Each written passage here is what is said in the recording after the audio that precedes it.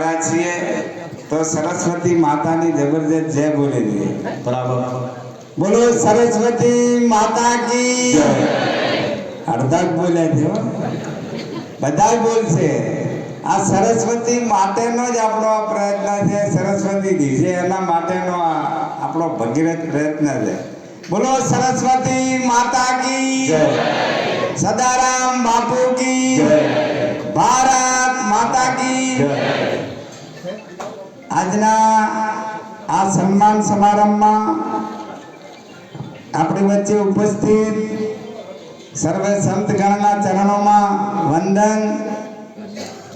રાજ્ય સરકારના મંત્રી આદરણીય સ્વરૂપજી, આ વિસ્તારના લોકપ્રિય સાંસદ બેન જ્ઞાનીબેન, મંચ ઉપર બિરાજમાન સર્વે મહાનુભાવો, અહીં ઉપસ્થિત સર્વે વડીલો, ભાઈઓ બહેનો, બાળકો, યુવાન મિત્રો, પત્રકાર મિત્રો અને જેને સન્માનવા માટે આપણે એકત્ર થાય, સન્માનીય સૌ વિદ્યાર્થી ભાઈ બહેનો, જેના દ્વારા સન્માન થઈ રહ્યું છે, કર્મચારી મંડળના સૌ મિત્રો, સૌ પ્રથમ જે વિદ્યાર્થી ભાઈ બહેનો આજે આ સન્માન પ્રાપ્ત કરે છે એમને સમગ્ર વિદ્યા જગતને, સમગ્ર સમાજને, આપ સૌને મારા તરફથી ખૂબ શુભેચ્છાઓ પાઠવું છું.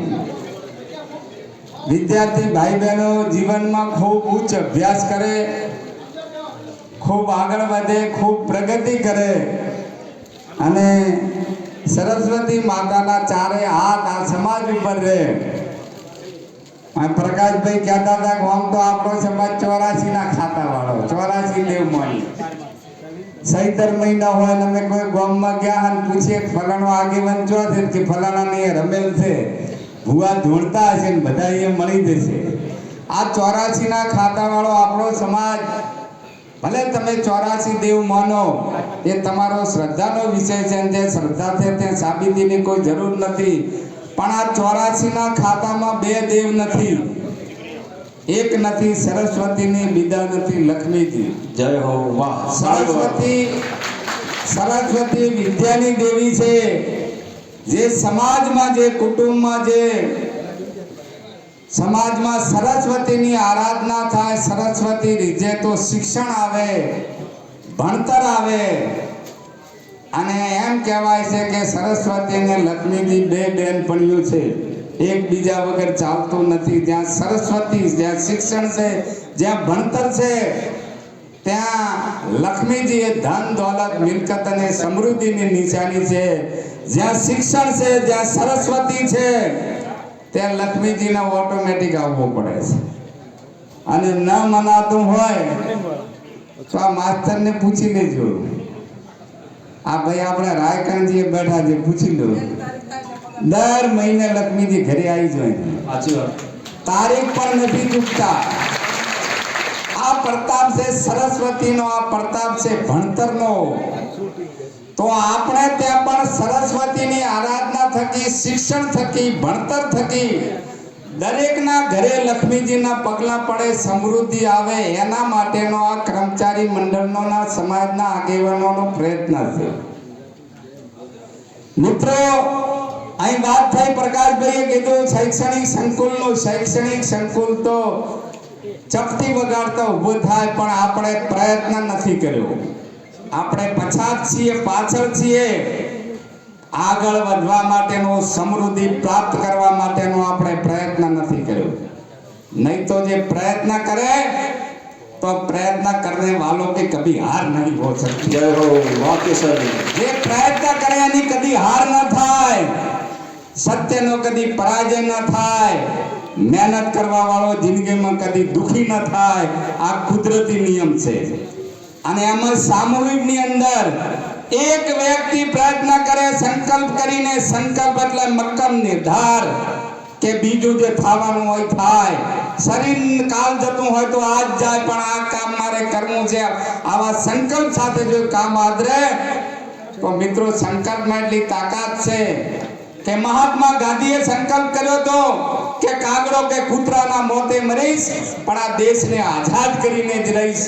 તો જે અંગ્રેજોનો સૂરજ નતો આથમતો એ અંગ્રેજોએ આ દેશ છોડીને ચાલે જવું પડ્યું. વાહ જય હો આપણે જો સંકલ્પ કરીએ, મક્કમ નિર્ધાર કરીએ, પડકારો તો સંકલ્પ અને હારા કામમાં આવવાના છે. પણ મનુષ્ય આપણે જ આપણા ભાગ્ય વિધાતા છીએ. તમે જ તમારા ભાગ્ય વિધાતા છો. શું બનવું શું બનાવવું એ તમારા હાથમાં છે. પ્રયત્ન કરો મક્કમ મન રાખીને.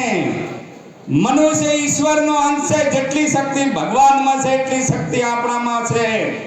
જો મનુષ્યમાં રહેલી આપણામાં રહેલી શક્તિને સમયસર યોગ્ય રીતે એનો ઉપયોગ કરવામાં આવે તો ન ધારેલી સફળતા પ્રાપ્ત કરે મનુષ્ય. મનુષ્ય પોતે પોતાના ભાગ્યનો વિધાતા છે. કોઈ કવિએ એમ કીધું છે કે પ્રારબ્ધને ગોઠે કોણ? પ્રારબ્ધ એટલે નસીબ.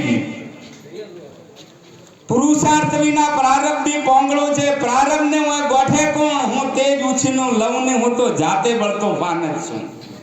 આપણે આપણો ભાગ્ય આપણે જ નક્કી કરવું પડે અને મક્કમ નિર્ધાર હાથે આગળ વધો. વિદ્યાર્થીઓને પણ મારી વિનંતી છે કે શું બનવું એ તમારા હાથમાં છે. તમે તમારા ભાગ્ય વિધાતા છો. ધ્યેય નક્કી કરો. ડોક્ટર બનવું, એન્જિનિયર બનવું, એસપી બનવું કે કલેક્ટર બનવું, ધારાસભ્ય બનવું કે સંસદ સભ્ય બનવું, જે કંઈ બનવું એ તમારા હાથમાં છે. એના માટે મન મક્કમ જોઈએ ને કઠોર પરિશ્રમ જોઈએ. મનુષ્યના જીવનમાં કઠોર પરિશ્રમનો બીજો કોઈ વિકલ્પ નથી. મારે આપ સૌને બધાને વિનંતી છે કે આપણે મહેનત કરવામાં પણ પાછળ છીએ. મહેનત કરો તો ન ધારેલી સફળતા તમારા શિરે લખાશે, તમારા નસીબમાં લખાશે. મક્કમ નિર્ધાર હાથે આગળ વધો. કોઈ કવિએ કીધું છે કે ડગજો અસ્થિર હોય તો મંજિલ નથી જડતી. ડગજો અસ્થિર હોય તો મંજિલ નથી જડતી. મન જો મક્કમ હોય તો હિમાલય નથી નડતો. ક્યા વાત વાહ અને કોનબૈયા ભજનમાં ગાયો કે મેરુ તો ડગે પણ જ્યાંના મનડા ડગે નહીં. ભલે ને ભોગી પડે બ્રહ્માંડ, વિપતો પડે પણ જે વણસે નહીં એને કહીએ હરિના દાસ. આવા મક્કમ મનના આ સમાજના અને આ ભારત માતાના દાસ બનવા માટેનો આજનો પ્રસંગ છે. અને સામૂહિકતામાં શ્રીમદ ભગવદ ગીતામાં કૃષ્ણ ભગવાન ખુદે કહ્યું હતું કે સંગ શક્તિ કળિયુગે. ભગવાને કીધું કે કળિયુગમાં સંગ બનીને એક થઈને જે લોકો કોઈ કામ માટે પ્રયત્ન કરશે એમાં મારી હાજરી હશે અને એ કામ હંમેશા સફળ જશે. જો આપણે વ્યક્તિગતમાં તો તાકાત છે પણ સમૂહમાં એટલી મોટી તાકાત છે કે કોઈ પણ કામ માટે સમૂહમાં જો પ્રયત્ન કરીએ તો તમારી પ્રગતિને દુનિયાની કોઈ તાકાત રોકી ન શકે. અને એટલે આજે આપણે શિક્ષણ માટે મળ્યા છીએ. તો આગામી સમયની અંદર ડીસા એ બૃહદ બનાસકાંઠાનું હૃદય છે. તો એ અહીં આ સમાજ માટે બેસવાની અને બાળકોને ભણવા માટેની શૈક્ષણિક સંકુલનું નિર્માણ થાય. એ નિર્માણ માટે થઈને આગળ તો આપણે જ આવવું પડશે. કોઈ કે આગળ અને કામ કરવા નીકળો છો તો કરનારાનો કાસડો થવાનો છે. આ દુનિયાનો રિવાજ છે. પણ ભગવાનને માથે રાખી અને આ કામ એ મારું કર્તવ્ય છે. કોઈએ કર્યું હોય કે ના કર્યું હોય પણ મારી આ ફરજ છે, મારું આ કર્તવ્ય છે. જે સમાજની અંદર મેં જન્મ લીધો છે, જે ભૂમિની અંદર મેં જન્મ લીધો છે, એ સમાજ અને ભૂમિ માટે કંઈ કરવું એ મારા જીવનનું ધ્યેય છે. આવા મક્કમ નિર્ધાર હાથે તમે આગળ વધો તો પૈસા તો કૂતરોય નથી ખાતા. પૈસાની ચિંતા મત કરો. આ એ જ સમાજ છે કે અમે દિયોદરની અંદર કન્યા હોસ્ટેલ માટે કેળવણી રસ લઈને નીકળ્યા હતા. બેન પણ એમાં કાર્યક્રમોમાં આવતા હતા. આ સમાજના લોકોએ 2 કરોડ રૂપિયા રોકડા આલ્યા. વાહ તાળી અને એટલે એના માટે મક્કમ થઈને આગળ વધનારા માણસો હશે તો આ કાર્ય અટકવાનું નથી. ચાલો આપણે આજે સંકલ્પ કરીએ કે આપણા માથે જે આ મેણું છે એ મેણાને આપણે ભાગી અને આ સમાજના ઉજ્જવળ ભવિષ્ય માટે આ ડીસા ખાતે ડીસા તાલુકાનું એક શૈક્ષણિક જિલ્લા કક્ષાનું શૈક્ષણિક સંકુલ બને એના માટેનો આપણે પ્રયત્ન કરીએ એવી આજના તબક્કે આપ સૌની પાસેથી અપેક્ષા રાખું છું. અને છેલ્લે જે વાત થઈ છે કે સમગ્ર બનાસકાંઠા જિલ્લો એ જળ સંકટનો આપણે સામનો કરી રહ્યા છીએ, તો એ જળ સંકટના સામના માટે આપણે સૌએ સહિયારો પુરુષાર્થ કરવાનો થાય છે. સરકારમાંથી જે થાય એ પૂરો પ્રયત્ન અમે કરી રહ્યા છીએ કે જે ગામોમાં નર્મદાનું પાણી પહોંચે તળાવમાં એના માટે પૂરો પ્રયત્ન છે. જે તળાવો ગૌચર હેડે હતા ને નીલ નતા થતા એના માટે સરકારે અમને પરિપત્ર કર્યો છે કે એવા તળાવને પણ બીજા હક તરીકે તળાવ તરીકે દર્શાવી શકાય. એટલે સરકારમાંથી પૂરો પ્રયત્ન છે.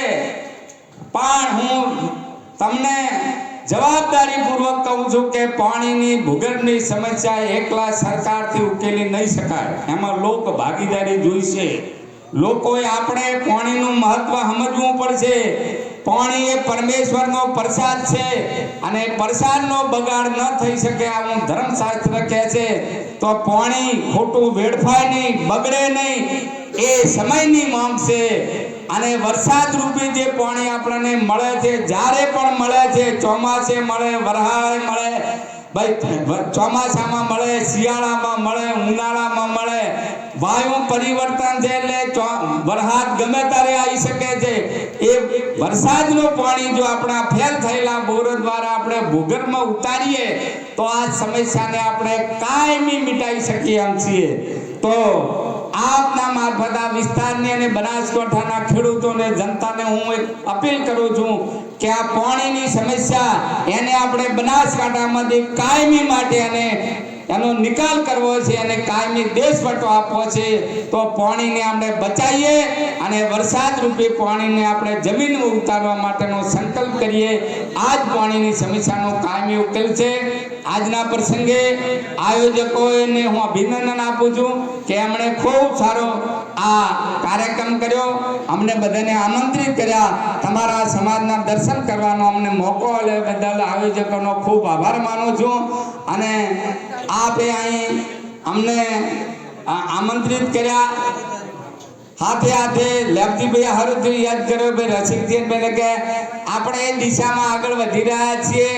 પાટણ, બનાસકાંઠા અને થરાદ ભાવ નવો જિલ્લો, આ ઠાકોર સમાજ એક રિવાજ, આ દિશામાં આપણે આગળ વધવું છે. સમાજ એક તો રિવાજ પણ એક, એનું મનનો મંથન પૂરું થયું છે.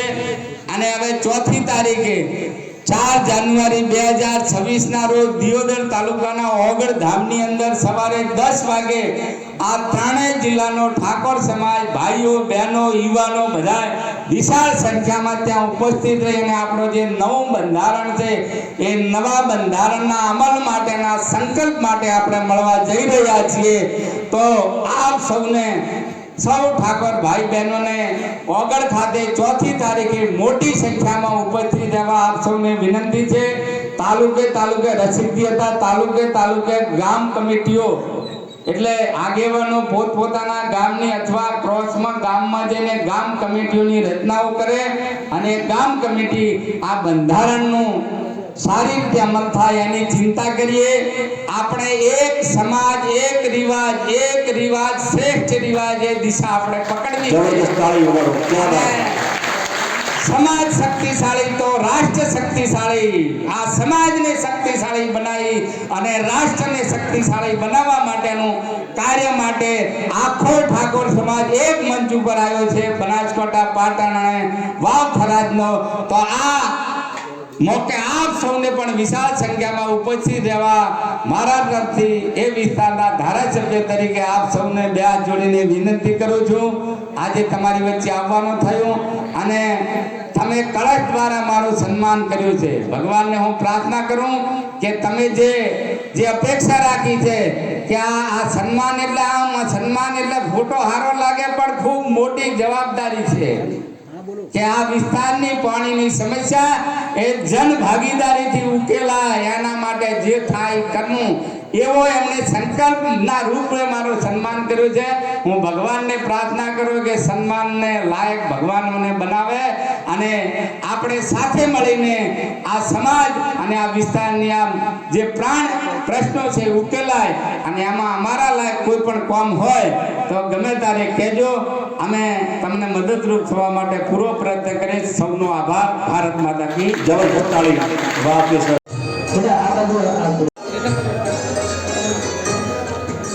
કલ્પેશભાઈ બચુજી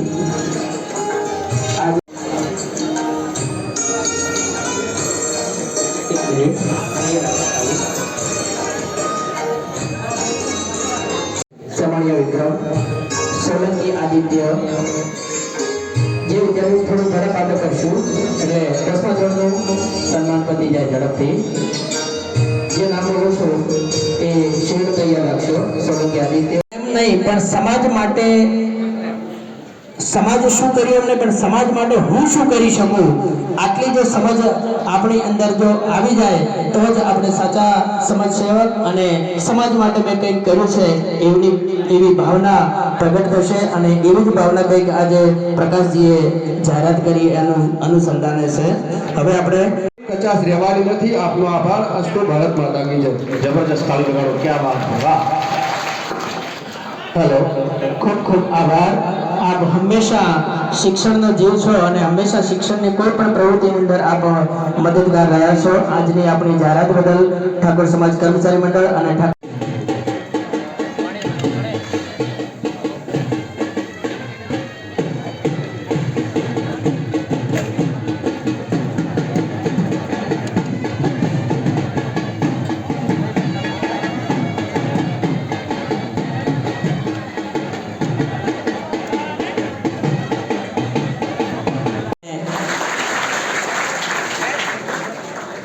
હવે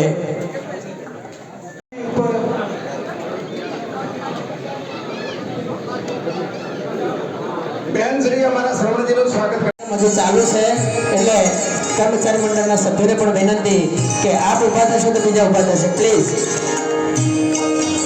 હજુ કાર્યક્રમ વિદ્યાર્થીઓને સન્માનવાનો કાર્યક્રમ જે છે એ બાકી છે.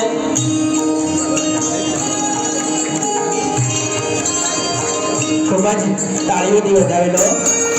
નિઃશુલ્ક આટલી મોટી વ્યવસ્થા આપણને પૂરી પાડી છે અને સાથે 5100 રૂપિયા સામેથી આપણને ભેટ આપ્યા છે.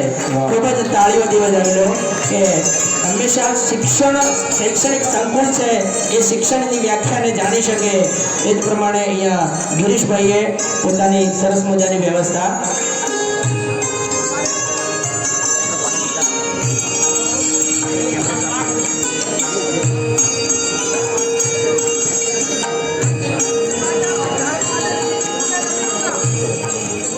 હા,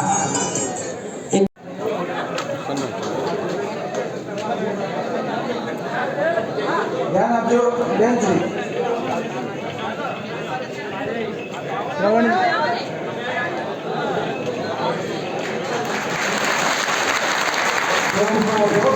જબરજસ્ત તાળી વગાડો. વાત છે કે તેમને ક્લાસ 2 પ્રમોશન